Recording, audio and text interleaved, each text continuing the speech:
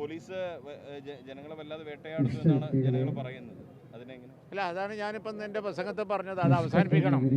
ജനങ്ങളെ വേട്ടയാടിയിട്ട് കാര്യമില്ല. ജനങ്ങൾ അനുഭവിക്കുന്ന ഈ ദുർഗന്ധത്തിന് ശ്വസിക്കാനുള്ള അവകാശം വകവെച്ചു കൊടുക്കുകയാണ് വേണ്ടത്.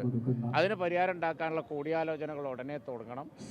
ജനങ്ങൾ സഹകരിക്കും, യാതൊരു സംശയം വേണ്ട. പക്ഷേ അവർക്ക് ഈ ദുർഗന്ധം ശമിക്കുന്ന ഒരു തീരുമാനം ഉണ്ടായാൽ മതി.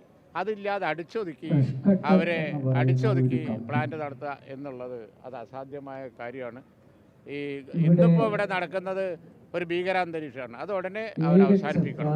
മേലിൽ ജനങ്ങളെ ഭാഗത്ത് നിന്ന് സഹകരിച്ച ഒരു നിലപാടേ ഉണ്ടാവും. അതാണ്. അതായത് അല്ല, അങ്ങനല്ല. ഇത് ജനങ്ങളാണ്. മുസ്ലിം ലീഗ് ഏറ്റെടുക്കേണ്ട ഒരു രാഷ്ട്രീയ വിഷയമല്ലല്ലോ. ജനങ്ങളുടെ മൊത്തം പ്രശ്നമാണ്. അവിടെ നാട്ടിൽ ജീവിക്കുന്ന എല്ലാവരും മുസ്ലിം ലീഗ് ഏറ്റെടുക്കാൻ, മുസ്ലിം ലീഗ് അതിൻ്റെ പങ്ക് വഹിക്കുന്നു, ഒരു സമരം നടത്തുന്നു എന്ന് മാത്രമേ ഉള്ളൂ.